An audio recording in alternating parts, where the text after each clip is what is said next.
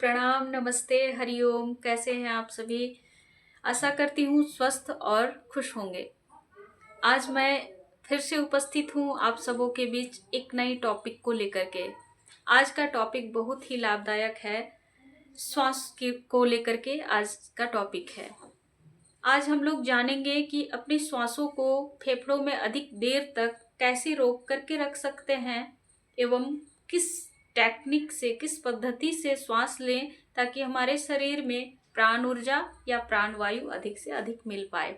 जब हम लोग सही तरीके से श्वास को लेते और छोड़ते हैं तो हमारे शरीर में प्राण ऊर्जा, प्राण वायु हर एक पूरे शरीर में अच्छे से पहुंचेगी और रक्त शुद्ध होगा। शुद्ध रक्त हमारे शरीर के कार्बन डाइऑक्साइड और अन्य सभी अशुद्धियों को दूर करता है, जिससे हमारे शरीर में जो किडनी है, किडनी पर पड़ने वाला अत्यधिक बोझ कम हो जाता है। तो यह जब हम लोग सही तरीके से श्वास को लेते छोड़ते हैं तो ये हमारे किडनी के लिए भी बहुत लाभदायक है। आजकल किडनी फेल होने की भी समस्या बहुत ज़्यादा हो रही है। तो जब हम श्वास को सही तरीके से लेंगे छोड़ेंगे तो किडनी फेल्योर की समस्या भी कम हो जाएगी और चर्म रोग भी दूर होगा। हमारी स्किन डिजीज भी बहुत बढ़ रहे हैं, तो स्किन को भी ऑक्सीजन की कमी की वजह से भी स्किन में डिजीज होता है, बहुत सारे समस्याएं हो रही हैं।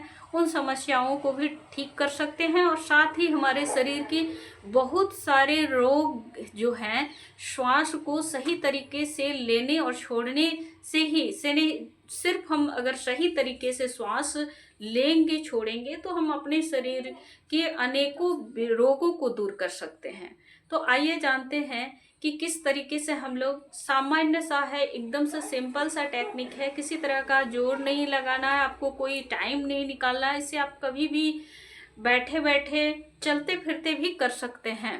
ये ऐसा टेक्निक आज हम बताने जा रहे हैं जिसके लिए आपको अलग से कोई समय नहीं निकालना है, बस एक प्रैक्टिस करना होगा। तो इसे आप चलते चलते भी कर सकते हैं, बैठे कर सकते हैं, लेटे लेटे भी कर सकते हैं।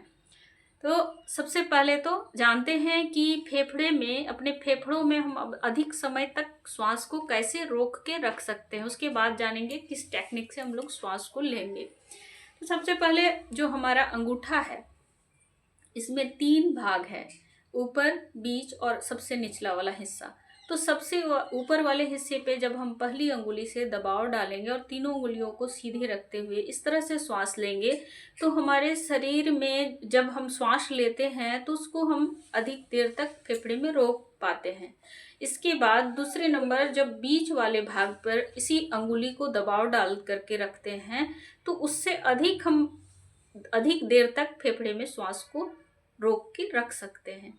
उसके नीचे जो थर्ड और लास्ट वाला मूल है, अंगूठा का मूल भाग है, उस जगह पे अगर दबाव डाल करके इस तरह से सीधे रखते हुए श्वास लेते छोड़ते हैं तो इससे हम उससे भी ज़्यादा, मतलब सबसे अधिक देर तक श्वास को फेफड़े में रोक के रख सकते हैं।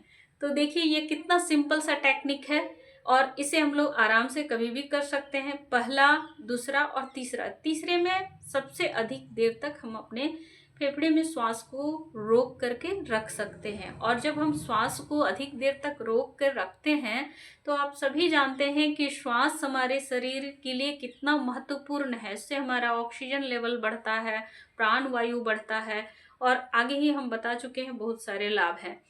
तो अब हम लोग जानते हैं किस टेक्निक से श्वास को लेंगे और छोड़ेंगे। तो टेक्निक भी बहुत ही सामान्य है, बहुत ही सरल है। इसमें क्या करना है कि जैसे हम लोग श्वास लेते हैं तो श्वास पे थोड़ा ध्यान दे देना है। ध्यान केंद्रित करते हुए जैसे हम श्वास लिए तो काउंट करना है मन ही मन, 1 2 3 4। अब उसके बाद 1 2 3 4 तक रोकेंगे और फिर छोड़ेंगे, तब भी 1 2 3 4 मन ही मन काउंट करना है, 4 तक छोड़ना है और फिर 1 2 3 4 तक छोड़ करके ही रोक के रखना है। ये पहला हुआ। इस तरह से हम लोग 5 बार, 6 बार, 10 बार इस अभ्यास को करेंगे। कैसे करना है देखिए, आराम से जैसे बैठे हैं या आप चलते चलते भी इस अभ्यास को कर सकते हैं, लेकिन पहले अभ्यास आपका जब पूरा श्वास पे कंट्रोल हो जाए तब।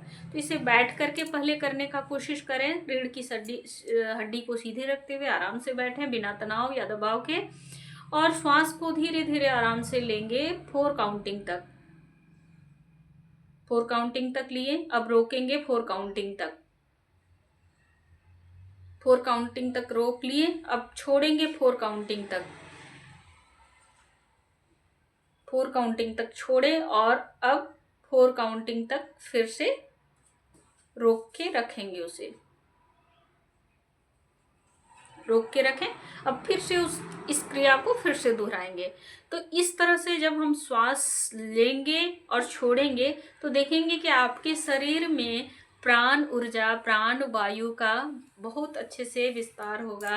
आपके पूरे शरीर के लिए और शरीर को स्वस्थ रखने के लिए, हमारे शरीर के हर एक अवयव को, हमारे शरीर के हर एक ऑर्गन्स को प्राण वायु अच्छे से मिल पाएगा, जिससे हमारा शरीर शक्तिवर्धक और स्फूर्तिदायक होगा। धन्यवाद।